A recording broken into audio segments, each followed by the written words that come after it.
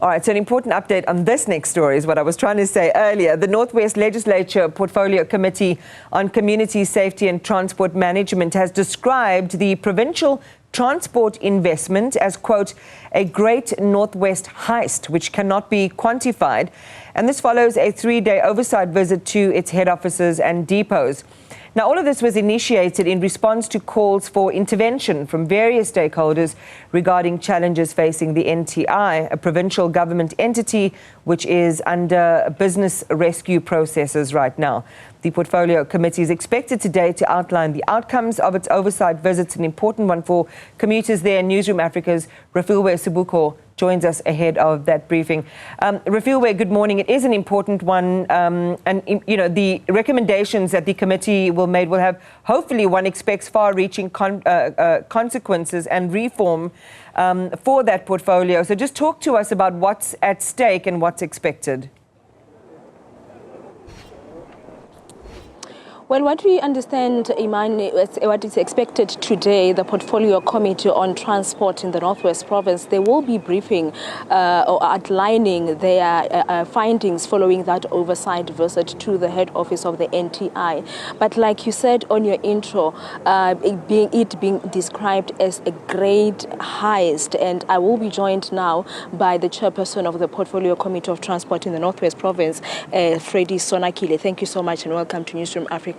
NTI, you are describing it as the great Northwest heist. Why is that? Refiloe, you would know that we were in Waterloo at the head offices of NTI last week for 3 days, where we also went to their 3 depots, where we engaged management, we engaged unions. So what we got there is very shocking. We received information that can say that about 200 million cannot be accounted for. We received information that in 2022, that entity was placed under business rescue. Knowing how business rescue operates, within a month or so, in terms of the Companies Act, a business rescue plan should have been developed. It seems it was not up until now. No one is able to can account for all bailouts that were made to the entity. We've engaged Treasury now. They've just indicated that it's more than 400 million in terms of bailouts that they've made to the entity, but no one can account as to how that monies were utilized. We asked them, you are able to can check the bank accounts of the entity. Why are you not following the money? They say, no, separate bank accounts were opened. So we are quite concerned because we tried as a portfolio committee to get the BRP practitioner, Mr. Thomas, to come and give us answers. He did not honor the invite. We've just resolved that we will use our powers and summon him to can come and account. So the committee, in adopting the report, then felt that we cannot just sit with such a report. We must take an action, and that is what we are doing today. Taking an action, you are also telling me that you are in your talks, in fact, before that briefing will be happening, with the Hogs SIU together with SAPS. Yes, the recommendation was that we must call a multidisciplinary type of engagement with your SIU, the Hawks, Auditor General, Public Service Commission, Human Rights Commission, because there are also human rights violations on the rights of the employees at NTI. So they are in a meeting now. I just went out to come and do the interview, where we are laying the different cases. We're laying cases with the Hawks, where we think there's issues of criminality that needs to be looked into. The SIU is going to also do its own investigation. It will, I think, at a later stage speak to the scope of work it will do based on its mandate. We have in the Department of Labor, they have to go and do inspections at NTI, because what we had there was horrendous, and we are actually shocked. There are people who have died at NTI where families did not benefit anything while the employee worked for 30 years, while deductions were made on their pay slip to say we are paying SARS, we are paying certain funeral benefits and all that. So it's a bad story. It touches the human element, it touches criminality, it touches basic HR and policies, actually, issues around policies that are not existing. So we've called all of them, we've presented the findings, we said this is what we were told, this was what was alleged, where we could provide evidence. We requested people up until last week Friday to submit to the committee evidence that they have, then we are giving it to them today. So we are saying we are giving it to you 3 months after this. Come with progress reports, tell us. We need to see people being arrested, we need to see someone accounting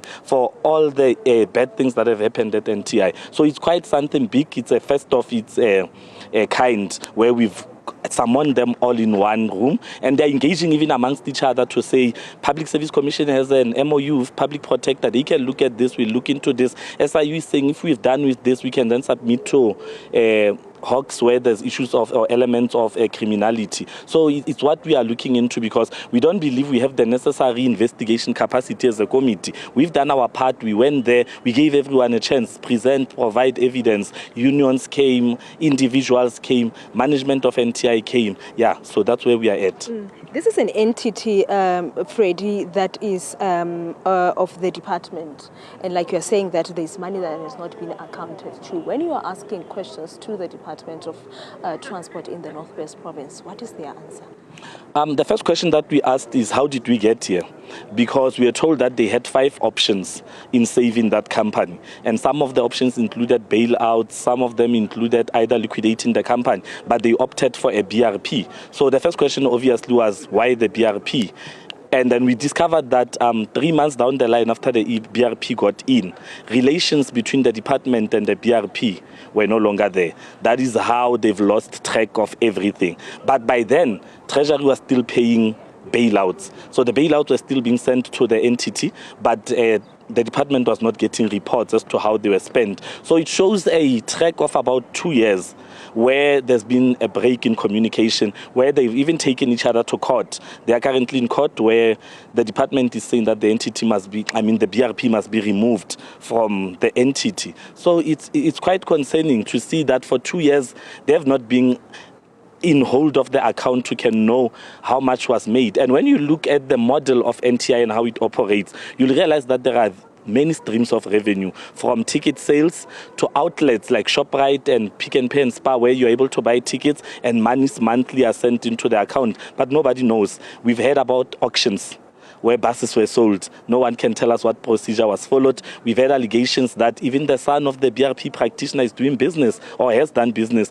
with the entity. So these are things that even if you are in a business rescue process, laws must still be respected. When you want to procure, you must still follow SCM processes. The PFMA supersedes the Companies Act, supersedes anything, especially on matters of procurement. So we believed that this is beyond us. This is a horrific story. This is a story that shows that an entity that was supposed to be a gem for the province has been abused, has been misutilized, and we still believe there's hope for it. But we need first to deal with this malfeasance, and where we are able to get funds that were stolen back, we do that. And then we say now the department go start, get a board, get people who are substantive, because there's not even one person who's a substantive member in that management. They're all acting. So it's a very bad story, Refiloe. Thank you so much for your time, Freddie. There you have it, Iman.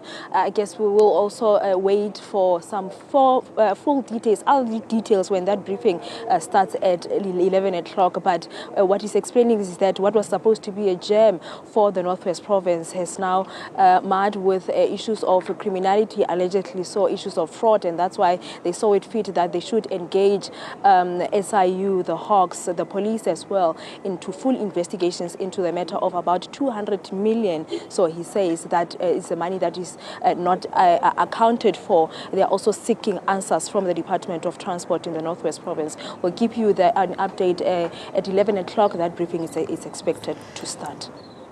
Yeah, really interested to find out what they say and what they found. And doesn't it play into that same old tired playbook of crime and corruption in South Africa? The anatomy of some of the issues being laid bare there in Refiloe's location. We'll have more for you later.